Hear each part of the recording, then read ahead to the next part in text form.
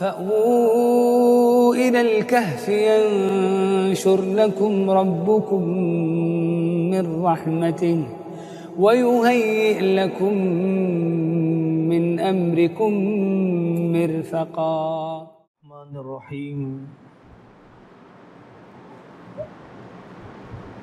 الحمد لله الذي هدانا لهذا وما كنا لنهتدي لولا أن هدانا الله. اللهم صل على محمد وعلى آل محمد وبارك وسلم. اما بعد. ابھی جو ملیشیا حاضری ہوئی اور عام طور پر اسکولوں کالجوں میں کام کرتے ہوئے جن موضوعات پر محنت کرنا چاہیے، جن موضوعات کا گہرا مطالعہ کرنا چاہیے،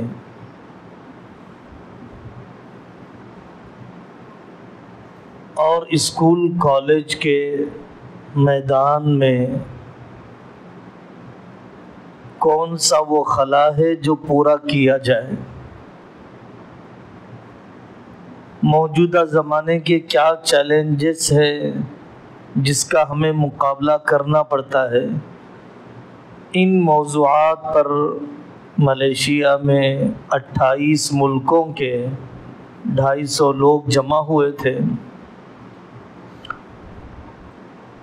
اس مجلس میں بہت موٹے انداز میں ذکر کرنے کی کوشش کی جائے گی۔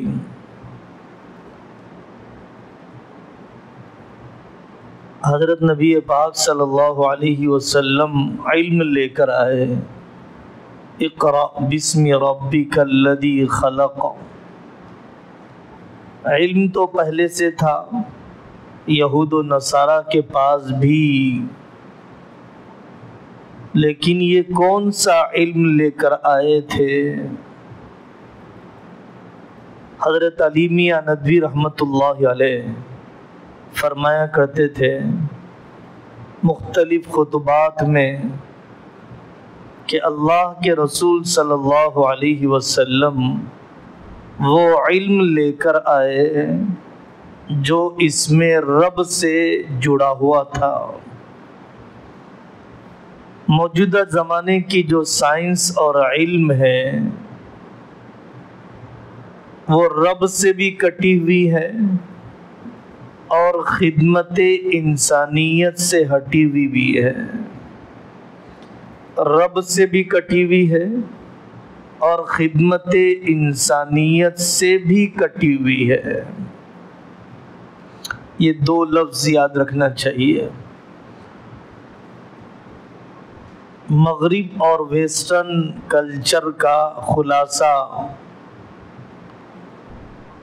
خدا پرستی نہیں، معدہ پرستی ہے،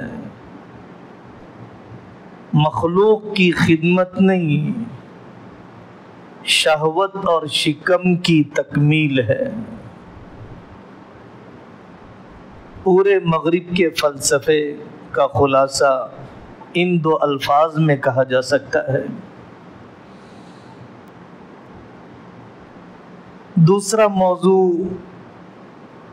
جو ان موضوعات پر ان میدانوں میں کام کرتے ہوئے بہت اہمیت دینے کا ہے،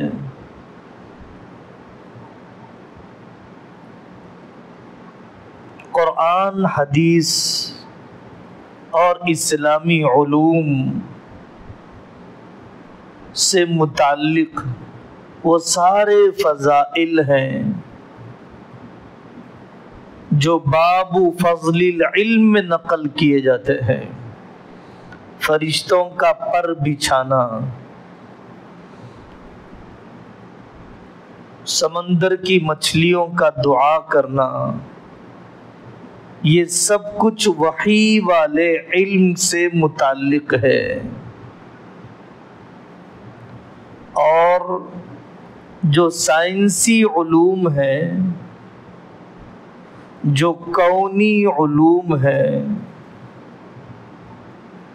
انجینئرنگ اور ڈاکٹری کا جو فن ہے، اس سے متعلق دوسری حدیثیں ہیں، اس سے متعلق وہ حدیثیں ہیں جس میں نبی پاک صلی اللہ علیہ وسلم نے فرمایا کہ جو ایک پودا لگائے، انسان اور حیوان جب تک اس سے فائدہ اٹھائیں گے تو لگانے والے کو ثواب ملتا رہے گا۔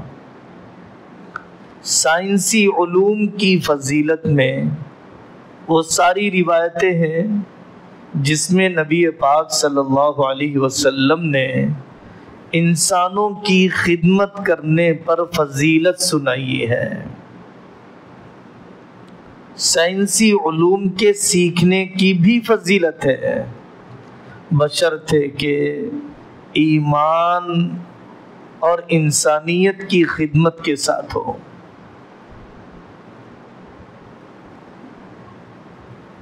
توسم اور تدبر کا حکم ہے قرآن میں۔ قاری محمد طیب صاحب رحمۃ اللہ علیہ کے الفاظ میں یہ کہا جا سکتا ہے،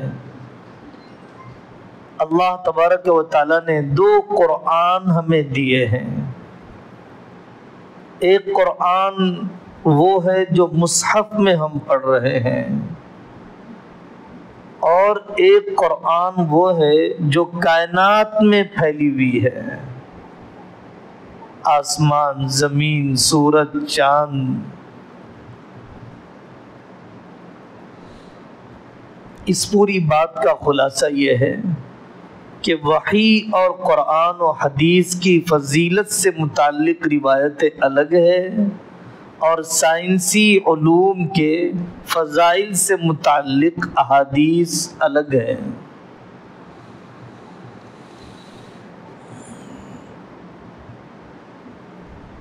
احتیاط کی بات یہ ہے کہ علم، قرآن اور حدیث ہر نافع علم کی ہمت افزائی کرتا ہے، ہر غیر نافع علم کی ہمت شکنی کرتا ہے۔ نفع دینے والے ہر علم کی حفاظت ہونی چاہیے۔ اقامت خلافت، ہمیں پوری اسلامی سلطنت قائم کرنا ہے۔ عالم، حافظ، مفتی، قاضی ہمیں چاہیے، ڈاکٹر، انجینئر، وزیر دفاع، ڈیفنس کے ماہرین بھی چاہیے۔ دو باتیں ہو گئی۔ تیسری بات،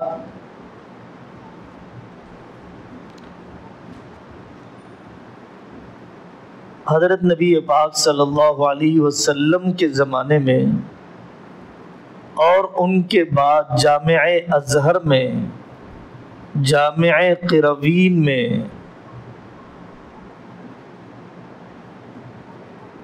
ہمیشہ قرآن اور حدیث کے علوم اور سائنسی فنون ایک جگہ پر پڑھائے جاتے تھے، جامعہ زیتونیہ میں۔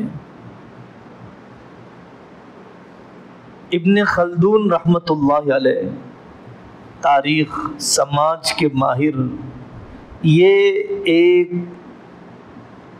مدرسے کے پڑھے ہوئے ہیں۔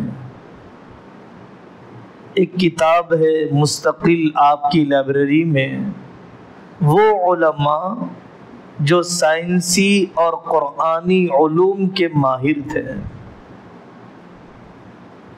حضرت مجدد نے جس مدرسے میں پڑھا ہے، اسی مدرسے میں اس انجینئر نے پڑھا ہے جس نے تاج محل بنایا، ڈاکٹر محمود احمد غازی رحمت اللہ علیہ کے بقول۔ تو یہ دونوں علوم ایک ساتھ چلتے رہے۔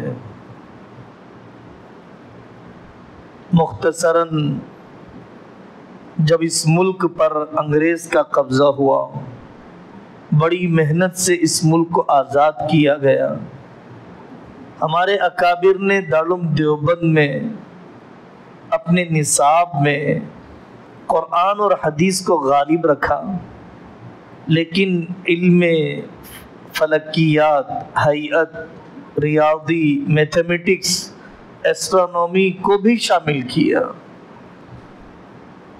اس وقت چیلنج یہ تھا کہ مسجدوں کے امام مل جائے، مکتب کے استاد مل جائے، حرام حلال کی رہبری کرنے والے علماء سماج کو مل جائیں۔ اسی کو ٹارگٹ بنایا اور اسی کے مطابق دارالعلوم دیوبند کو چلایا۔ سر سید احمد خان صاحب مرحوم نے علی گڑھ کی بنیاد رکھی، پھر شیخ الہند رحمۃ اللہ علیہ نے قدیم اور جدید دونوں کو جمع کرنے کے لیے، مستر اور ملا دونوں کو جمع کرنے کے لیے جامعہ ملیہ کی بنیاد رکھی۔ ندوۃ العلماء میں قدیم اور جدید کو جمع کرنے کے لیے ایک خاص انداز کا نصاب اور نظام بنایا گیا۔ اب ہم جس دور میں چل رہے ہیں، ایک طرف مدرسے ہیں، ایک طرف اسکول کالج ہیں۔ ہمارا ماننا یہ ہے کہ مدرسے کو سخت ضرورت کے بغیر، سرکاری اضطراری احوال کے بغیر مدرسے کو اسکول نہ بنا دیا جائے اور اسکول کو مدرسہ نہ بنا دیا جائے۔ ماڈرن سبجیکٹ مدرسے میں اتنے داخل کر دیے گئے کہ مدرسے کی روح سلب کر لی جائے۔ اسکول کالج میں حفظ کا نظام ایسے جوڑ دیا گیا کہ اسکول کالج کے ماڈرن سبجیکٹ میں جو اسپیشلائزیشن ہونا چاہیے، جو کمانڈ ہونا چاہیے، جو عبور ہونا چاہیے، وہ عبور ہی پیدا نہیں ہو رہا ہے۔ بس اتنا کیا جا سکتا ہے کہ مدرسوں میں عصری علوم بقدر ضرورت شامل کیے جائے۔ مدرسے میں جنرل نالج، مدرسے میں انگریزی زبان، لسان قوم، ضرورت کی زبان، 10th کا ایگزام، اس کو شامل کیا جائے۔ اور اسکول میں اگر آپ خاص طلباء کو حفظ کرواتے ہیں ٹھیک ہے، لیکن اسلامک اسکول الگ ہے، مسلم اسکول الگ ہے۔ مسلم اسکول پڑھنے پڑھانے والے مینجمنٹ پورا مسلمان، اسلامک اسکول جہاں چپراسی سے لے کر ٹرسٹیوں تک سب کے سب اسلامی نظام اور اسلامی شریعت کے فالو کرنے والے، اتباع کرنے والے ہیں۔ ان دونوں نظاموں کو الگ الگ چلایا جانا چاہیے۔ بڑے سخت ضرورت کے بغیر، سرکاری قوانین کے دباؤ کے بغیر مدرسے کو اسکول نہ بنایا جائے، اسکول کو مدرسہ نہ بنایا جائے۔ مدرسے میں بقدر ضرورت اس کی روح کو باقی رکھتے ہوئے ماڈرن سبجیکٹ کا اضافہ ہونا چاہیے، اور اسکول کالج کے نظام میں اسلامائزیشن کیا جانا چاہیے، اسلامی مزاج بنایا جانا چاہیے، چپراسی سے لے کر ٹرسٹی تک کا۔ کتنی باتیں ہو گئی؟ 3 باتیں ہو گئی۔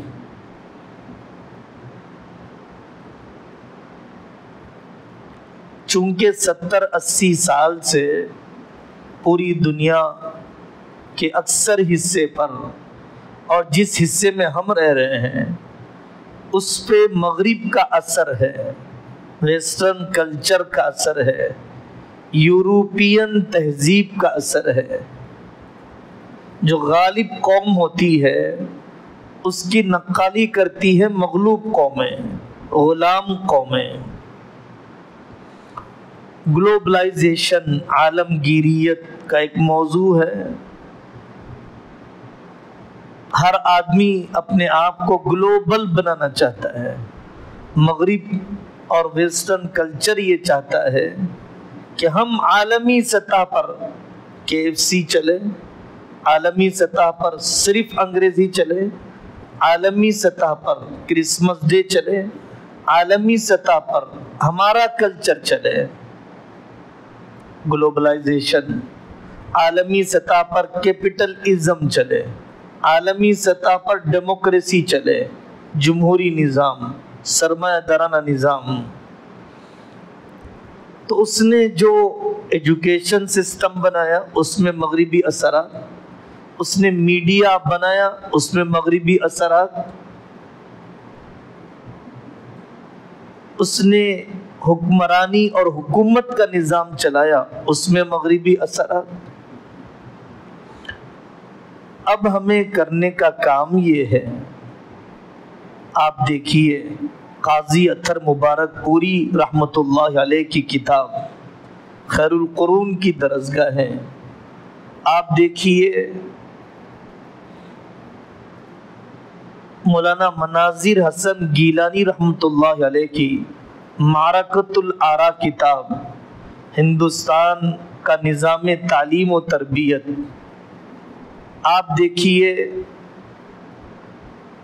مولانا محمد اکرم صاحب کی موج کوثر، رود کوثر، آب کوثر، 3 جلدوں میں کتاب ہے، آپ کو دیکھنا چاہیے۔ ڈاکٹر محمود احمد غازی رحمت اللہ علیہ کی محاضرات تعلیم، اور بہت خلاصہ مل جائے گا۔ حضرت شیخ الاسلام مفتی تقی عثمانی صاحب دامت برکاتہم کی کتاب ہمارا تعلیمی نظام، ہمارا تعلیمی نظام، اس کتاب میں حضرت رحمت اللہ علیہ نے تقریباً مباحث کا خلاصہ لکھ دیا ہے۔ اسکول چلانے والوں کو چاہیے کہ وہ اصل ایک ایک سبجیکٹ اور ایک ایک کلاس کا اسلامائزیشن کرے۔ بچپن سے جو نظمیں پڑھائی جاتی ہیں، جونی جونی یس پپا، انگریزی زبان سکھانے کے لیے کسی انگریز کا ترانہ یا نظم سیکھنے کی ضرورت نہیں ہے۔ انگریزی زبان سکھانے کے لیے انگریز بنانا ضروری نہیں ہے۔ کسی فن میں باکمال بنانے کے لیے فراق کا یونیفارم پہنانا ضروری نہیں ہے۔ جغرافیہ جو یورپ نے بنایا ہے، اس میں جان بوجھ کر سب سے پہلے دنیا کا نقشہ بنانے والے ادریسی کا نام حذف کیا گیا، جس نے سیٹلائٹ کے بغیر پوری دنیا کا نقشہ بنایا، اور بعد میں سے ایڈوانسڈ زمانے میں جب دنیا کا نقشہ بنایا گیا تو ادریسی کے بنائے ہوئے نقشے میں اور اس نقشے میں کوئی زیادہ فرق نہیں۔ سمندر، جزیرے، ملکوں کی تقسیم، سب کچھ۔ ہسٹری پڑھائی جاتی ہے، جان بوجھ کر محمد الرسول اللہ صلی اللہ علیہ وسلم کی تاریخ، خلفائے راشدین کی تاریخ، اسلامی تاریخ کو حذف کر دیا جاتا ہے۔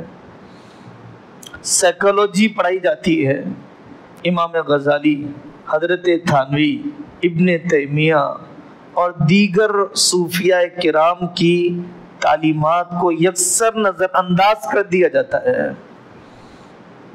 معیشت کو پڑھایا جاتا ہے۔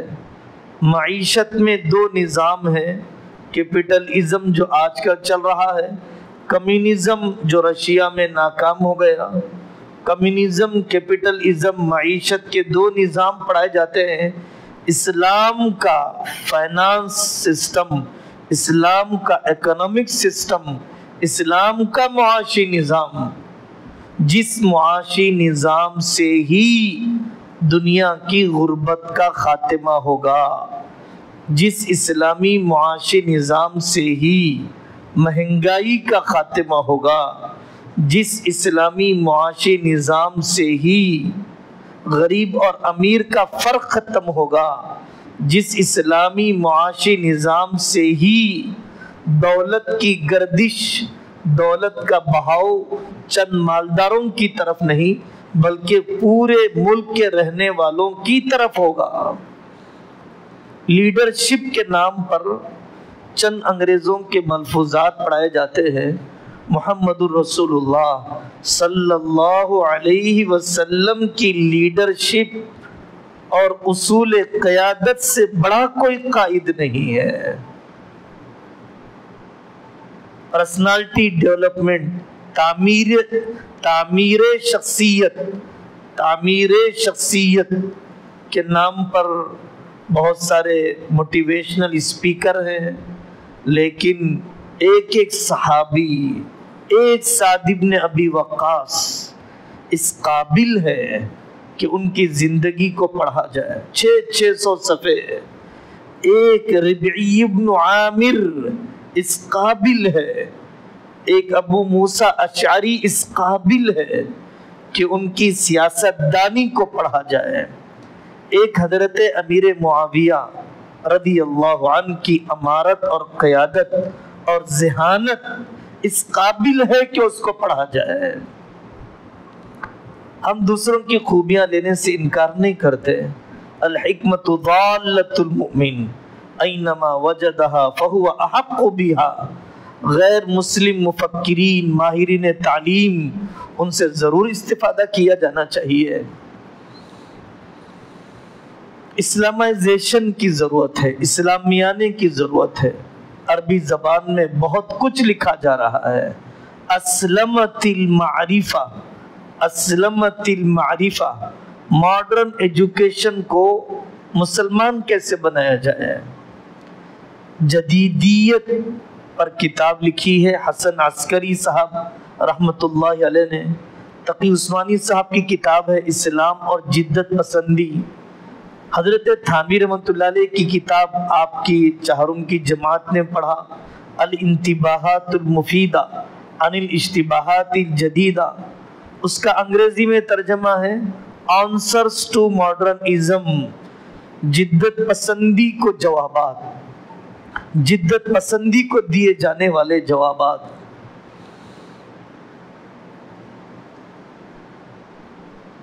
اس کانفرنس میں تقریباً ملکوں کے آنے والے لوگوں نے جو احساس کیا، قدر مشترک سبھی نے ذکر کیا کہ تعلیم کافی نہیں ہے، تربیت کی ضرورت ہے۔ مربی کے نام پر بڑے بڑے کورسز ہو رہے عالمی سطح پر۔ مربی کیسے ہوتا ہے؟ اس سلسلے میں بس ایک بات یاد رکھنا چاہیے، اصحاب تزکیہ، اہل دل اور 1200-1400 سال سے جو تزکیے کا خانقاہی نظام ہے، حقیقی رسمی نہیں، یہی حقیقت میں مربی بنانے والا ہے۔ یورپ تو ابھی خدا کو بھی نہیں مانتا، اس کی سائنس خدا بیزار سائنس ہے، خدا کا انکار کرنے والی سائنس ہے، لیکن اس کے اخلاق اور مورل اینڈ ویلیوز بھی اسلام یا کسی مذہب پر مبنی نہیں ہے۔ مورلز اور ویلیوز، اخلاق اور اقدار، یہ بھی مذہب کی بنیاد کو چاہتے ہیں۔ 25 سال پہلے مرد کا عورت بننا، عورت کا مرد بننا مغرب کے اخلاق میں نہیں تھا، یورپ کے اقدار میں نہیں تھا، اور آج ٹرانسجنڈر کو، تبدیلی جنس کو انہوں نے اپنے اخلاق میں جائز قرار دے دیا۔ تو جب اخلاق کی بنیاد ایمان پر نہیں ہوگی تو اخلاق بھی زمانے کے بدلنے کے ساتھ کیسے بدل جاتے ہیں، ہوس کے بدلنے کے ساتھ کیسے بدل جاتے ہیں۔ حضرت مولانا خلیل الرحمن سجاد صاحب دامت برکاتہم نے ایک مرتبہ بھٹکل کے علاقے میں اپنی گفتگو یہاں سے شروع کی، اور کہا جا سکتا ہے کہ یہ گفتگو بہت ہی فیصلہ کن قسم کی ہے۔ حضرت نے بیٹھتے ہی پوچھا کہ پہلے اسکول زیادہ تھے یا اس زمانے میں اسکول زیادہ ہے؟ پہلے کالجز زیادہ تھے یا اس زمانے میں کالجز زیادہ ہے؟ پہلی یونیورسٹیاں زیادہ تھیں یا آج زیادہ ہے؟ ڈگری ہولڈرز پہلے زیادہ تھے یا آج زیادہ ہے؟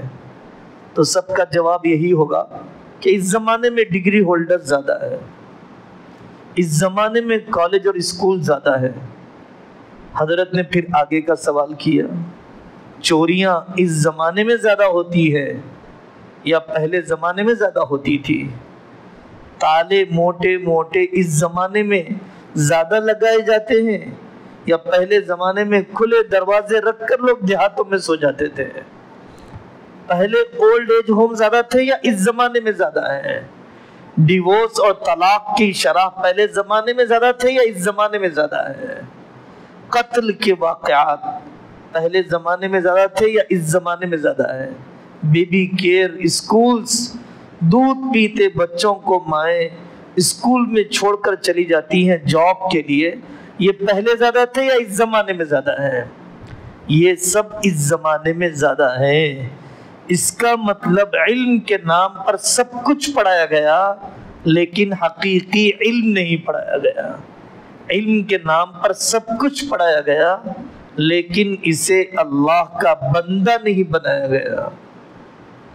مفتی تقی عثمانی صاحب دعوت برکاتہم فرماتے ہیں، یورپ تو انسان کو بندہ نہیں مانتا ہے، اکنامک اینیمل مانتا ہے۔ یہ بنیادی فرق ہے کہ مغرب انسان کی طرف اکنامک اینیمل کے چشمے سے دیکھتا ہے کہ یہ نوٹ چھاپنے کی مشین ہے، یہ اللہ کا بندہ نہیں ہے۔ مغرب تو یہ بات مانتا ہی نہیں ہے کہ اس انسان کو کسی اللہ نے پیدا کیا ہے۔ ڈارون کی تھیوری، نظریہ ارتقاء، ایوولیشن کی تھیوری، نظریہ ارتقاء کہ انسان ترقی کرتے کرتے بندر سے انسان بن گیا، یہ وہ نظریہ ہے کہ جس نظریے پر یورپ کی ایک دنیا ایمان لاتی ہے۔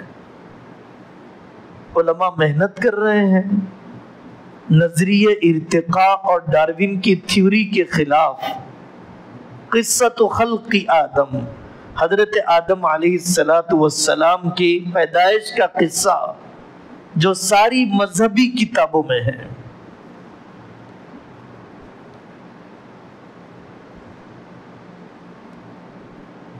اسلامک اسکول کے نام پر جو لوگ کام کر رہے ہیں ان کو محنت کرنا چاہیے رد الحاد پر، ان کو محنت کرنا چاہیے ارتداد کی روک تھام پر، ان کو محنت کرنا چاہیے بڑھتی عمر کے مسائل، اسلام کا نظام حیا اور نظام عفت کھل کر ان نوجوان نسل کو سمجھایا جائے۔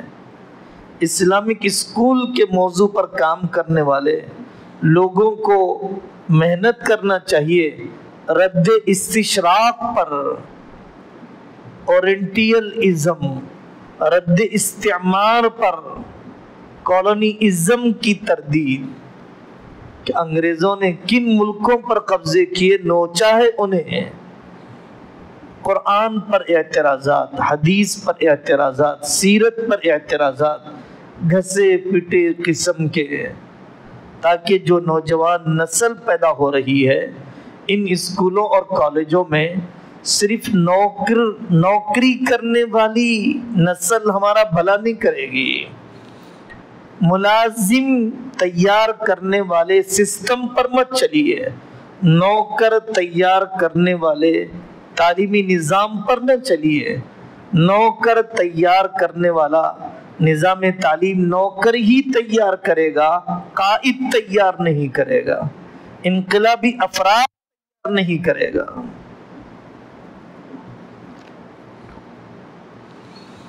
بہت سی مفکر بہنیں آئی اور ان بہنوں نے کہانیاں سنانے کا ہنر، کہانی سنانے کا ہنر اسکول کی ابتدائی جماعتوں میں کہانیاں سنا کر ایک محفوظات کا حصہ ہونا چاہیے، ایک مفہومات کا حصہ ہونا چاہیے، ایک رٹانے والا مواد ہونا چاہیے، ایک ذہن سازی والا مواد ہونا چاہیے۔ آپ نصاب دینیات کی دعائیں رٹائیے، لیکن مفہومات، آپ تاریخ کی عظیم شخصیات کا تذکرہ سنائیے۔ محمد فاتح نے کیا کیا، سنائیے حضرت تھانوی نے کیا کیا، سنائیے مولانا الیاس صاحب کی تحریک نے کیا کیا، سنائیے صحابہ کرام، سنائیے مجددین، سنائیے ایک ایک محدث کی سوانح عمری۔ خود اعتمادی آئے گی اس نسل میں، جرأت آئے گی اس نسل میں، ذہنی غلامی کم ہوگی اس نسل میں، اپنی تنگ دامنی اور اپنے تہی دامن، اپنے خالی ہونے کا احساس ختم ہوگا۔ واقعی ہم شخصیات کے اعتبار سے مالدار لوگ ہیں، انقلابی اشخاص کے اعتبار سے ہم واقعتاً ہمارے کتب خانے بھرے ہوئے ہیں۔ بہت سچی بات یہ ہے کہ بڑے بڑے انسٹیٹیوٹس چلانے والے ہیں، بڑے بڑے تعلیمی ادارے چلانے والے ہیں، اس کا ذمہ دار طبقہ، اس کا نظما کا مقام رکھنے والا طبقہ، مینیجر کہا جانے والا طبقہ، پرنسپل کا درجہ دیا جانے والا طبقہ، حقیقی بات یہ ہے کہ مطالعے کے سلسلے میں حد درجے ناکام ہے۔ تو دنیا محنت کر رہی ہے کہ مطالعے کا ماحول کیسے بنایا جائے، پڑھنے کا ماحول کیسے بنایا جائے، طالب علم کے اندر تخلیقی صلاحیت کیسے پیدا کی جائے۔ کریٹیو مائنڈ کہا جاتا ہے، ابداعی صلاحیت، اختراعی صلاحیت، وہ اپنے طور پر سوچ رہا ہو مجھے کیا بننا ہے، مجھے اپنے طور پر سوچ رہا ہو کہ تجارت کو کس رخ پر لے جانا ہے، اپنے طور پر سوچ رہا ہو کہ میں قوم کا بھلا کس میدان میں کر سکتا ہوں۔ صرف ہوم ورک اور کلاس ورک، صرف کاپیاں بھرنے والے لوگ نہ تیار ہوں، بلکہ اختراعی کام، تخلیقی کام، نیا کام، ضرورت کا کام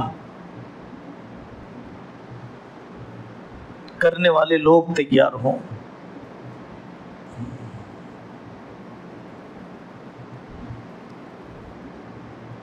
آدمی کو اپنے تجربے کو حرف آخر نہیں سمجھنا چاہیے، کبھی اس دھوکے میں نہیں رہنا چاہیے کہ جو کام بھی بہتر ہو رہا ہے وہ میرے پاس ہی ہو رہا ہے۔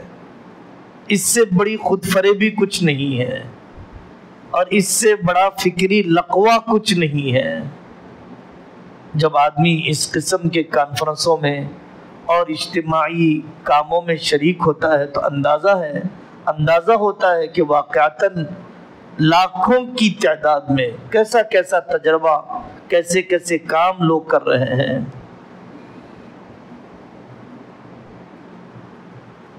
پڑوسی ملک کے ایک عالم دین مفتی نجیب اشرف صاحب، حضرت مولانا تقی عثمانی صاحب دامت برکاتہم کے اسکول کے ذمہ دار، ان سے ملاقات ہوئی۔ انہوں نے بتلایا کہ علماء کے لیے مدرسے کے علاوہ، امامت کے علاوہ، خطابت کے علاوہ 17 اور میدان ہیں جہاں پر کھپت ہو سکتی ہے، خالی میدان ہے جس طرف انہیں بڑھنا چاہیے۔ کتنی اور مسجدیں بنائی جائیں گی، ریٹائرمنٹ کا تو نظام نہیں ہے۔ جو امام صاحب مصلی پر ایک مرتبہ بیٹھ گئے، جنازہ اٹھنے تک وہی ملازم رہیں گے۔ اسکولوں میں آپ کے لیے کوئی مواقع نہیں ہے، مدرسوں میں کوئی مواقع، بخاری پڑھانے والوں کی اتنی ضرورت نہیں ہے، مشکات پڑھانے والوں کے اتنے مطالبات نہیں ہیں، اور 17 میدان ہیں جن میدانوں میں علماء کرام کی کھپت ہونی چاہیے، اور علماء کرام کو اپنی صلاحیتیں ان میدانوں کے مطابق تیار کرنا چاہیے۔ بہت اچھی بات انہوں نے بتلائی کہ ہم نظما کی تربیت کے لیے 6 مہینے کا کورس، مدرس صاحب ناظم بن گئے، جیسے ہی فارغ ہوئے مدرس بن گئے، نہ ٹیچر ٹریننگ کا کوئی نظام ہے، تدریب المعلمین کا کوئی نظام نہیں، اور ناظم صاحب کے ناظم بننے کے لیے کوئی تربیتی کورس نہیں۔ بہت کم ہیں جو اکابر سے مربوط رہتے ہیں، بہت کم ہیں جو اکابر کی زندگیاں پڑھتے ہیں، بہت کم ہیں جو مالیات اور تعلیمات اور انتظامات میں شریعت اور حکومت کے قانون کو جانتے ہیں۔ تو کوشش کر رہے ہیں کہ جو بھی پرنسپل بنتا ہے، ناظم بنتا ہے، اس کو اس کا 6 مہینے کا کورس کروایا جائے تاکہ وہ غلطیاں کر کے نہ سیکھے، تجربہ کر کے نہ سیکھے، بلکہ سیکھ کر وہ اپنے منصب کو سنبھالے۔ اللہ تبارک و تعالی ہم سب کو عمل کرنے کی توفیق عطا فرمائے، وہی کام جو اللہ کے یہاں پسندیدہ ہے، جو اس وقت قوم اور ملک اور ملت کی ضرورت ہے۔ اللہ ان کاموں کے لیے ہمارے علم اور عمل کی صلاحیت اللہ مرحمت فرمائے۔ وآخر دعوانا ان الحمد للہ رب العالمین۔